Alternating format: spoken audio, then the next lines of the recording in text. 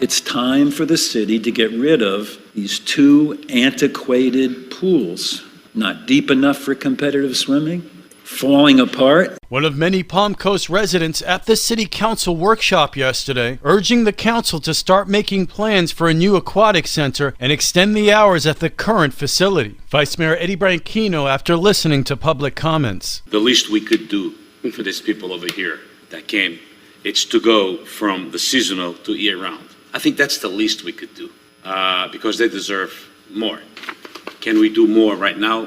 I don't know. Palm Coast City Councilman Nick Kloufis agrees. I think our immediate options are limited in how we can provide, appeasement for an aquatic center. I think that this is something that is within the realm of possibilities for us to provide some type of immediate, positive impact to our swimming community and our swimmers. So I'm in agreement with Vice Mayor Branchino. And so the City Council decided to keep the Frida Zamba pool open year-round. Keeping it open year-round will cost an estimated $137,000 per year, but will also bring in an estimated $35,000 a year in additional revenue. While keeping the pool open year-round will make many residents happy, there's still a desire for a new aquatic center to meet the needs of a growing population in the city of Palm Coast.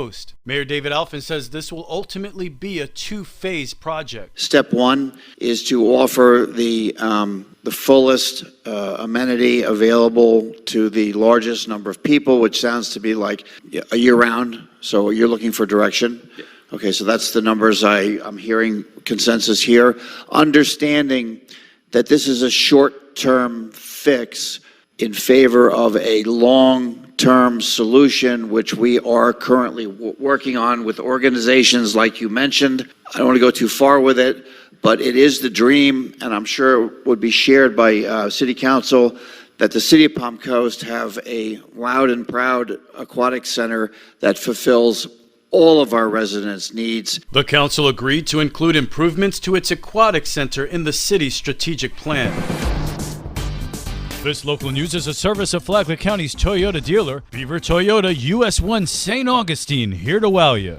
The gentleman is 89 years old that lives there. We knew that he could not stay living in that disaster that he was in. And through perseverance, patience, and a lot of paperwork, a Flagler County resident whose West Side home was devastated by Hurricane Irma in 2017 now has a new place to call home. Retiring community paramedic Karen Prather, who worked with Senior Services case manager Winnie Costello, played a pivotal role in helping William Wilkinson get into his new home. So now he can live out in a beautiful brand new trailer that he is so excited about. I think when you see senior citizens that live alone and have no family whatsoever and don't really complain about anything, or they're just trying to make it through each and every day the best they can, those people you just want to get out there and try to do your best for. The manufactured home was provided from a Rebuild Florida grant dating back to 2018, but due to the COVID-19 pandemic and supply chain issues and worker shortages, it wasn't provided until recently. From the WNZF Newsroom, I'm Amy Cherry. Bonfires are now banned in Flagler Beach, but why? It's because the sea turtles that usually arrive starting next month came in early. That's according to Chief of Police Matt Downey. The fire department actually just put a ban on bonfires on the beach. We usually start that May 1st, but the sea turtles don't have a calendar, so they've actually started coming ashore. So the fire department, as of today, will not be issuing bonfire permits on the beach until November 1st to help with the nesting season for the sea turtles and hopefully have a great season. Downey reminds residents there are criminal penalties associated with the sea turtles. You're not allowed to touch, disturb, destroy any of the nests or the eggs because those sea turtles are protected under Florida statute. So anybody that would touch them or disturb them, it's a third-degree felony. And if you're not sure where the turtles nest, Downey says, well, they have that covered. We've got a great relationship with Lori Otline and the Sea Turtle Patrol here in Flagler County. They're clearly marked off with orange tape, and they put signs up. This is a sea turtle nesting area. Please don't disturb. They're usually very close to the sea dunes, in between the dune walkovers. When sea turtles see light, it attracts them, and that's why the annual bonfire ban is put in place. For Flagler's Morning News, I'm Rich Petchke.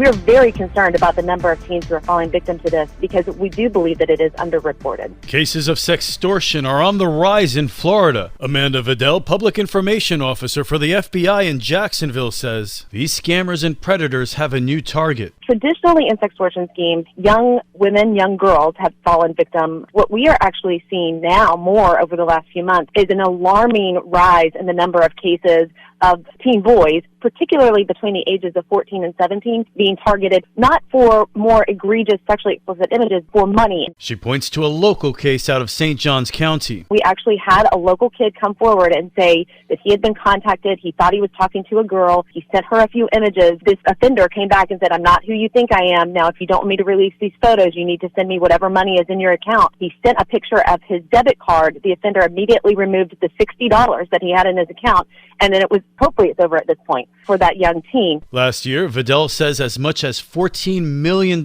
was reported to have been lost from victims of sextortion across the country. She adds no social media platform or gaming app is immune from these kinds of scams. Several suspected violent offenders and illegal drugs are swept off the streets of Flagler County. The Flagler County Sheriff's Office had a busy weekend of community policing and responding to 846 calls into the Sheriff's 911 dispatch center. Flagler County Sheriff Rick Staley. From resisting arrest to domestic violence to seizing trafficking amounts of drugs. Had a very busy weekend, but I'm very proud of our team that handled all these calls with professionalism and de-escalated people that were resisting arrest. Sheriff Staley also adds, "I'm disappointed that bonds are so low and offenders get out before the ink is dry on the report. The bonds are set by the judges, and it's time for a new bond schedule in Flagler County so we don't become like other counties and cities across the nation with catch and release policies." What might it cost to add new members to the Palm Coast City Council? If the council adds new members, first, Mayor David Alphen said they need to be added in pairs, keeping an odd number for voting purposes. Secondly, he said that while he doesn't know about the cost of additional members, he does know that we need people to run for offices. In order to run for elected office, I think candidates need to be identified, they need to be mentored, their expectations need to be set, and their skill sets need to be finely honed so that they can contribute to all of this complicated westward expansion that we're talking about. If you want to run for a city council seat in Palm Coast, go to the city clerk's homepage. Listen to the Business Report on Saturday mornings at 10 here on WNZF or anytime on the Flagler radio app. From the WNZF newsroom, I'm Deb Albertson. And now you're up to date on Flagler's Morning News. I'm Rich Carroll.